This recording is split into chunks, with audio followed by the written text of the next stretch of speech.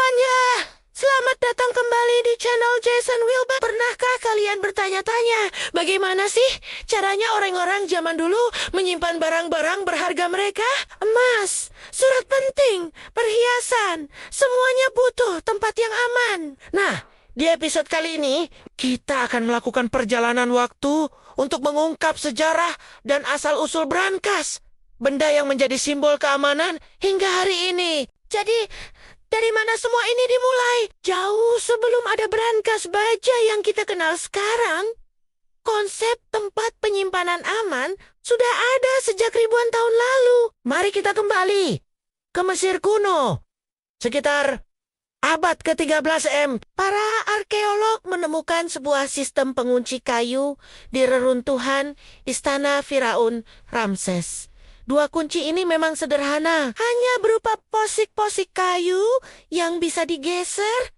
Tapi inilah cikal bakal teknologi kunci modern. Konsep dasarnya adalah mencegah orang yang tidak berhak untuk membuka sesuatu. Bergeser ke zaman Romawi kuno, mereka mengembangkan teknologi ini lebih jauh. Orang-orang Romawi yang kaya raya membuat gembok dan kunci dari logam, seperti perunggu dan besi. Mereka juga menciptakan warded lock atau kunci berpalang, di mana bentuk anak kuncinya harus cocok dengan pola rintangan di dalam lubang kunci. Ini jauh lebih aman daripada sistem pasak kayu Mesir.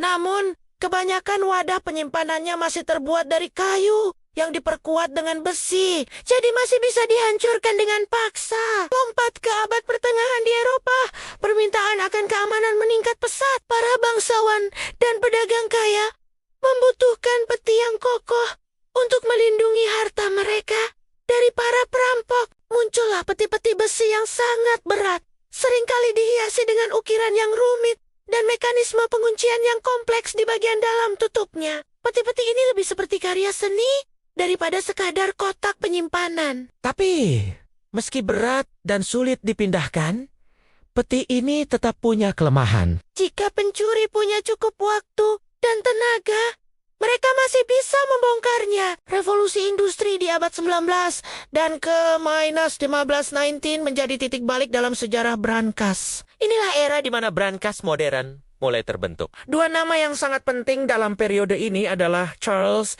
dan Jeremiah Chubb dari Inggris. Pada tahun 1818, mereka mematenkan Chubb Detector Lock, sebuah mekanisme kunci yang sangat inovatif. Jika ada yang mencoba membobol kunci ini, sebuah tuas pengaman akan aktif dan membuat kunci macet total. Ini memberikan peringatan bahwa ada upaya pencurian dan membuat brankas jadi jauh lebih sulit dibuka. Perusahaan Chubb menjadi sangat terkenal dan identik dengan keamanan tingkat tinggi. Namun, tantangan baru muncul.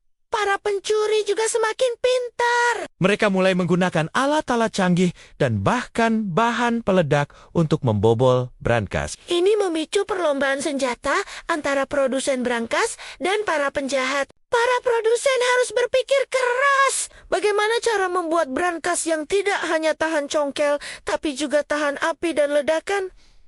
Disinilah era brankas tahan api dimulai. Pada tahun 1826,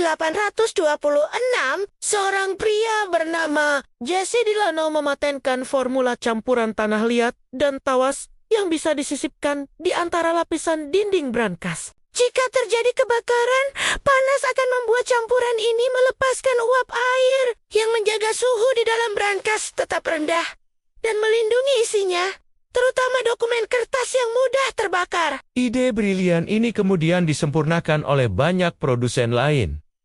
Sekarang, mari kita bicara tentang Amerika Serikat. Pada pertengahan abad ke-19, demam emas di California menciptakan permintaan besar akan brankas yang super kuat. Muncullah nama-nama seperti Herring dan Co. dan Masler Safe Company. Mereka bersaing untuk menciptakan brankas yang tak terkalahkan. Mereka bahkan sering mengadakan demonstrasi publik, di mana mereka menantang siapa saja untuk mencoba membobol brankas mereka. atau dengan sengaja membakar brankas di dalam gedung untuk membuktikan ketahanannya terhadap api. Ini adalah strategi pemasaran yang sangat efektif. Salah satu inovasi terbesar datang pada tahun 1886 dari seorang imigran Jerman di Amerika bernama Gustav Maslor. Ia menciptakan brankas dengan pintu melingkar atau round door. Desain ini jauh lebih kuat melawan bahan peledak karena tidak ada sudut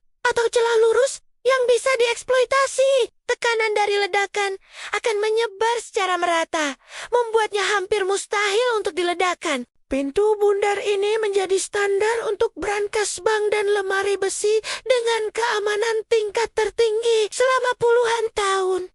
Memasuki abad ke-20, teknologi terus berkembang. Kombinasi kunci mekanis yang rumit menjadi standar, di mana kita harus memutar dial ke urutan angka yang benar. Kemudian, muncullah kunci waktu atau time lock, sebuah mekanisme jam yang hanya memungkinkan brankas dibuka pada waktu-waktu tertentu. Ini sangat berguna untuk bank, karena brankas tidak bisa dibuka di luar jam operasional, bahkan oleh manajer bank sekalipun. Ini secara drastis mengurangi risiko perampokan yang melibatkan penyanderaan. Dan sekarang, di era digital, abad ke-21, brankas telah berevolusi sekali lagi. Kita punya brankas dengan kunci elektronik yang menggunakan PIN, brankas biometrik yang hanya bisa dibuka dengan sidik jari, retina mata, atau bahkan pengenalan wajah. Beberapa brankas canggih bahkan terhubung ke internet. Bisa mengirim notifikasi ke ponsel kita jika ada upaya pembobolan dan terintegrasi dengan sistem keamanan rumah pintar.